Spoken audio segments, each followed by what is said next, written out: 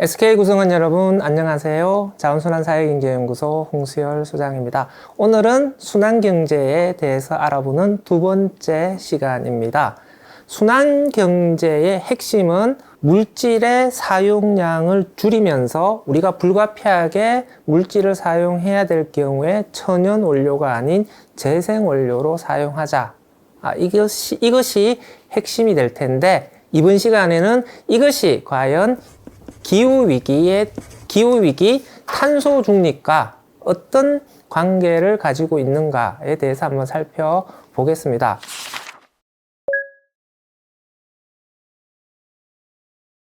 탄소 중립이라고 하는 것은 인간이 인위적으로 대기 중으로 배출하는 온실가스의 양과 지구가 흡수하는 온실가스의 양이 같아져야 된다는 의미죠. 기후위기에 대응을 하기 위해서 온실가스 배출을 줄이자라고 하는 것에 대한 국제적인 로드맵이 만들어져 있죠. 이것을 우리는 신기후 체제라고 이야기를 하는데요. 2015년 체결된 파리 협약에 의해서 만들어진 목표인 것이죠. 먼저 2030년까지 2010년 온실가스 배출량 대비 45%를 줄여야 되고요. 2050년까지는 탄소 중립 넷제로를 달성을 해야 되는 것이죠. 2050년까지 탄소 중립 넷제로를 달성을 해야 2100년까지 지구 평균 온도의 상승을 1.5도로 억제할 수 있다라고 하는 것이죠.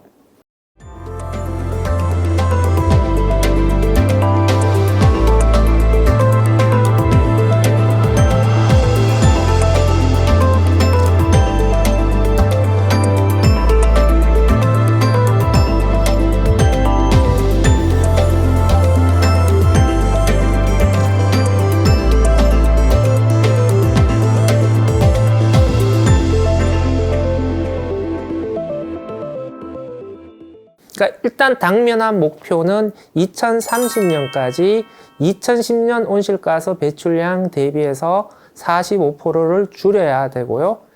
이것을 달성하기 위해서 유엔의 국가별로 자발적 탄소 감축 목표를 제출하도록 하고 있죠. 이것을 우리는 NDC라고 이야기를 합니다.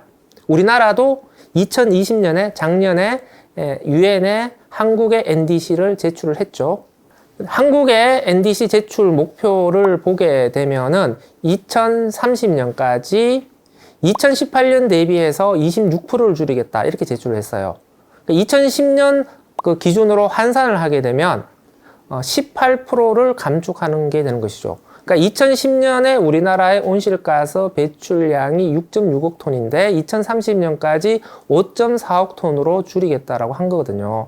원래 파리 협약의 감축 목표를 맞추려면 2030년까지 3.6억 톤으로 온실가스 배출량을 대폭 낮춰야 되는데 3.6억 톤은 고사하고 5.4억 톤 정도만까지 줄이겠다 이렇게 얘기를 한 것이죠.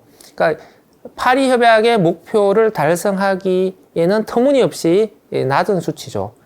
2020년에 이렇게 우리나라가 NDC를 제출하니 한국의 온실가스 감축 노력이 의심스럽다. 제대로 못하고 있다. 그래서 한국은 기후악당이다. 이런 비판을 받게 됩니다. 그래서 지금은 NDC를 조정하는 작업 중에 있고요. 또 올해 법률이 통과되었어요. 기후위기 대응을 위한 탄소 중립 녹색 성장 기본법이 통과되었는데 이 법률에 아예 온실가스 감축 목표를 명시를 했어요. 2018년 대비해서 35% 이상 줄여라 라고 명시를 했는데요. 2018년 대비 35% 감축이면 2010년 대비 기준으로 환산하면 28%예요. 그러니까 애초에 NDC에 비해서 NDC 5.4억 톤에 비해서 4.7억 톤 정도로 0.7억 톤 정도만이 더 하향 조정되었는데요. 이것이 파리협약 감축 목표 3.6억 톤에 비해서는 여전히 1억 톤이 높은 상황입니다. 그런데 이렇게 NDC를 조금 더 강화하자라고 하는 것만으로도 이 목표를 과연 10년 내에 달성할 수 있을지에 대해서 산업계가 비명을 지르고 있는 상황이죠. 우리나라에서 2018년 기준으로 온실가스 배출량은 약 7.3억 톤 정도 되는데요. 산업계에서 2.6억 톤이 배출되고요. 세부적으로 보게 되면 철강이 1억 톤, 석유화학이 0.5억 톤, 시멘트가 0.3억 톤, 기타 0.8억 톤 정도가 배출이 된다고 하는데요. 이 산업계에서 2.6억 톤이 배출되는 것을 얼마만큼 줄일 수 있을 거냐 또 라고 하는 것이 산업계 입장에서 봤을 때는 초미의 관심사가 되겠죠.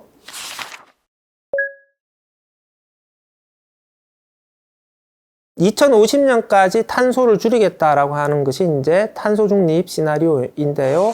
올해 8월 4일에 초안이 발표가 되었는데 2018년에 7.3억 톤 기준으로 했을 때에 1안, 2안, 3안이 제시가 되었는데요. 산업계 분야에서의 온실가스 배출량은 세 가지 시나리오가 모두 동일합니다. 2018년 2억 6천만 톤에서 5,300만 톤으로 줄이겠다라고 하는 것이죠. 산업계 중에서 핵심적인 게 이제 우리가 쓰레기, 폐기물 분야와 직접적으로 연관되는 분야가 시멘트하고 석유화학 업체인데요. 시멘트 업계에서는 유연탄을 폐기물로 획기적으로 대체하는 방법으로 시멘트 산업에서의 온실가스 배출량을 줄이겠다. 이렇게 탄소 중립 시나리오에 들어가 있고요.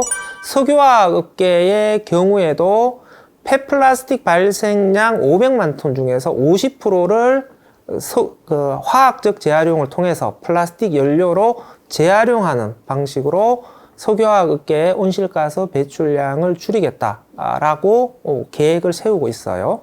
이 시나리오에 따르게 되면은 시멘트 업계와 석유화학 업계는 온실가스 배출량을 줄여야 되는데 생산량을 대폭적으로 줄이는 방법으로 온실가스 배출을 줄일 수는 없는 거 아니에요, 지금 상황에서 보게 되면. 그래서 그 온실가스 감축 목표를 달성하기 위해서 폐기물을 대폭적으로 끌어들여서 그것을 재활용하는 방법으로 온실가스를 줄이겠다라고 얘기를 한 것이죠. 그러니까 석유화학 업계 입장에서 보게 되면은 폐플라스틱을 가지고 와서 재활용을 하지 않을 수가 없는 것이죠. 돈이 된다 이 차원을 떠나서 석유화학 업계에 부여된 온실가스 감축 목표를 달성하려면 석유를 원료로 해서 플라스틱 원료를 만드는 것만 가지고는 안 되는 거예요, 이제. 플라스틱을 가져와서 그것을 재활용해서 플라스틱 재생 원료를 공급하는 방식을 통해서 온실가스를 감축하는 사업에 적극적으로 나설 수밖에 없고 산업계 온실가스 감축에 대한 압력이 점점 더 강해지고 있기 때문에 석유화학 업계에서 플라스틱을 재활용해야 된다는 압력은 지금보다 더 강해질 수밖에 없는 것이죠. 그래서 탄소 중립과 관련된 대응 측면에서도 석유화학 업계가 플라스틱 재활용 산업에 뛰어들 수밖에 없는 여건이 만들어지고 있다라고 하는 것이죠.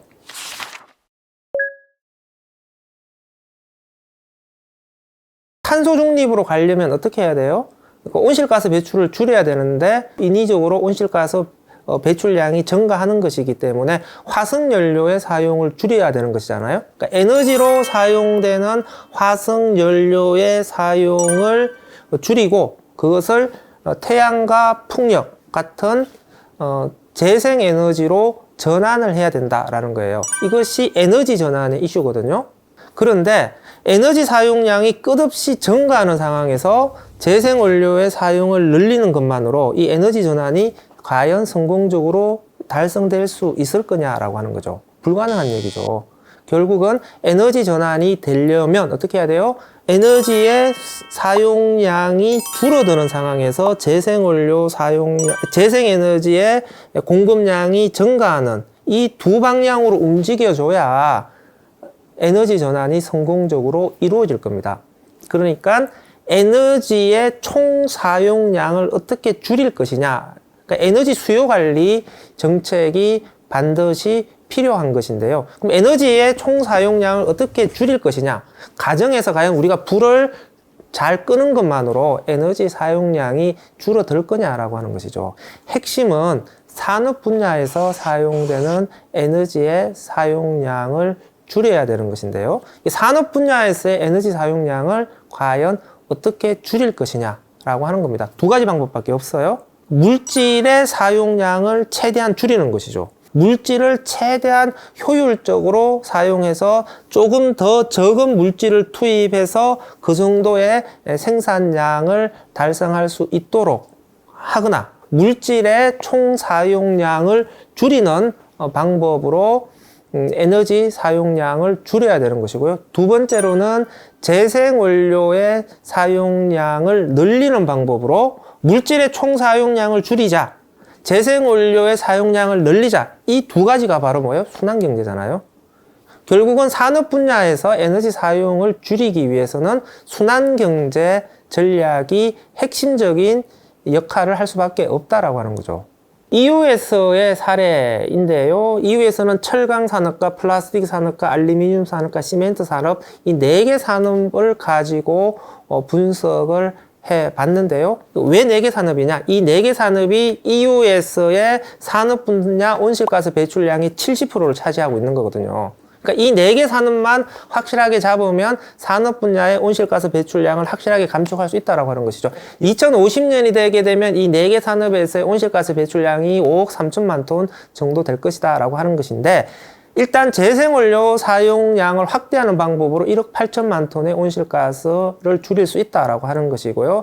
다음에 물질 이용의 효율성, 그러니까 생산과 소비되는 과정에서의 물질의 낭비를 최소화시키는 방법으로 약 6천만 톤을 줄일 수가 있다. 다음에 소비 시스템에서 공유 경제 등의 새로운 소비 모델들을 도입하는 방법으로 우리의 소비량을 합리적으로 조정하는 방식을 통해서 6천만 톤을 줄일 수가 있다. 그래서 순환경제 전략만으로 이 4개 산업 분야에서 온실가스 배출량을 약 60%를 절감할 수 있다. 라고 하는 목표를 내세우고 있어요. 재생원료를 사용하는 것이 에너지 사용량을 줄이는데, 온실가스 배출량을 줄이는데 과연 어느 정도 효과가 있는 것이냐? 철강의 경우에 철강석을 가지고 1톤의 철강석을 생산하게 되면 약 2.3톤의 온실가스가 배출돼요.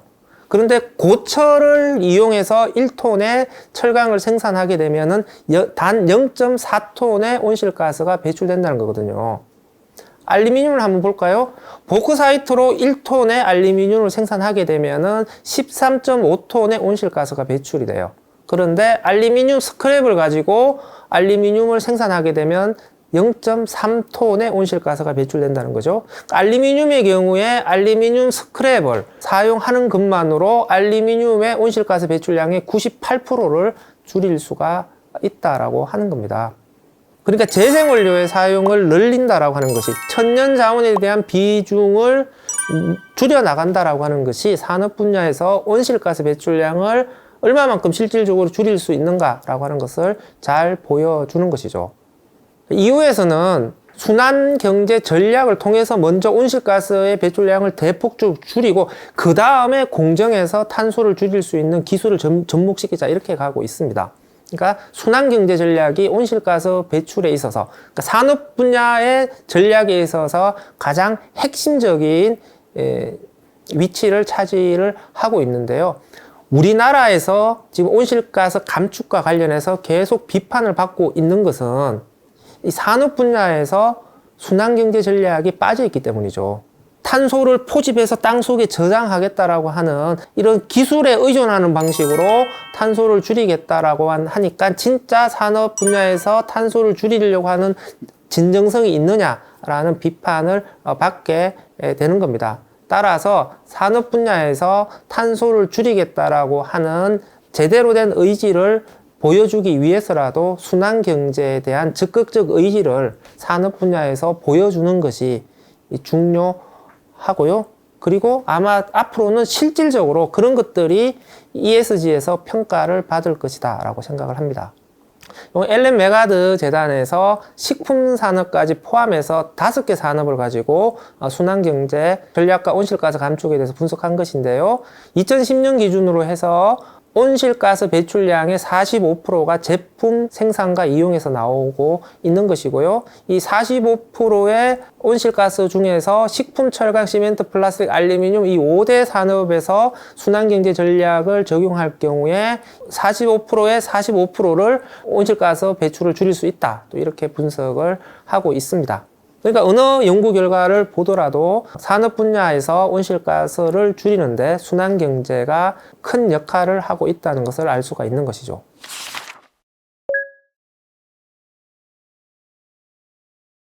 내연기관 자동차가 전기차 시대로 바뀌게 되면은 결국 전기차로 인한 폐배터리 문제가 발생을 하게 될 것이고요.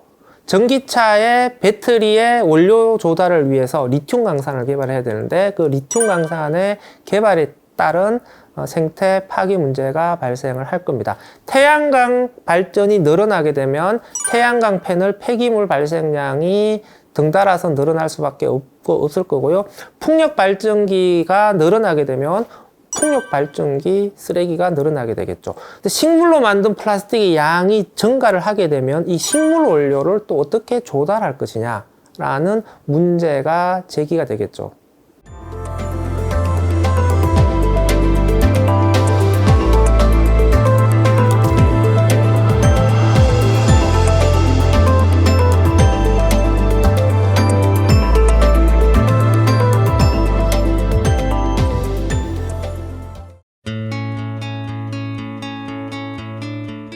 두 가지 방향으로 크게 접근을 해야 될 것 같아요. 그러니까 기존에 보급된 풍력 발전기의 경우에는 소재를 재활용할 수 있는 새로운 재활용 기술들을 개발을 해야 되는 거고요. 그러니까 앞으로 보급될 풍력 발전기의 경우에는 조금 더 재활용이 용이한 소재로 만들어져야 될 텐데, 그러니까 그러한 소재로 만들 수 있는 또 기술들을 개발을 해야 되겠죠. 자동차 배터리 문제도 마찬가지죠. 자동차 배터리는 배터리 성능의 80% 이하로 떨어지게 되면은 배터리를 교체해야 되거든요. 배터리가 쌩쌩한데도 교체를 해야 돼요. 전기 자동차에서 나오는 이 폐배터리는 재활용을 우선시할 것이 아니라 재사용을 어떻게 할 것이냐. 배터리의 성능이 있는 이 교체된 배터리를 조금 더 수명을 연장시켜서 재사용할 수 있는 방법이 무엇이냐, 또 이런 것들을 우선적으로 모색을 해봐야 되겠죠. 바이오 플라스틱 같은 경우에도 바이오 원료 조달에 문제가 있다고 말씀드렸잖아요. 지금 시점에서 만약에 우리가 석유로 만든 플라스틱을 옥수수로 전량 대체한다고 생각했을 때 전 세계 생산되는 옥수수의 70%를 플라스틱 만드는 데 집어넣어야 돼요. 이게 도저히 실현 불가능한 얘기잖아요. 그러니까 지금처럼 플라스틱 쓰레기를 그냥 버리는 상황에서 우리가 사용하는 플라스틱의 원료를 계속 조달해야 된다는 상황으로 치닫게 되면 바이오 원료 조달에 따른 생태계 파괴의 문제가 심각해질 수밖에 없는 것이죠. 만약에 바이오 플라스틱을 활성화시킨다라고 했을 때 바이오 플라스틱 역시도 계속 순환되는 구조를 만들어줘야 신규 바이오 원료의 조달이 줄어들게 되는 것이고, 이로 인한 생태계 파괴의 문제도 대응이 가능한 것이죠. 그러니까 석유로 만든 플라스틱을 단순히 식물로 원료만 바꾼다고 해서 문제가 해결되는 것이 아니라 식물로 원료를 바꿨을 때 이 식물 원료의 지속 가능한 조달 방식을 어떻게 만들 것이냐라고 하는 것도 중요한 것이죠. 정리를 하게 되면 탄소 중립 경제로 가기 위해서 순환 경제는 반드시 필요합니다. 순환 경제가 뒷받침되지 않는 탄소 중립 경제로의 이행은 불가능하다는 소리인 것이죠.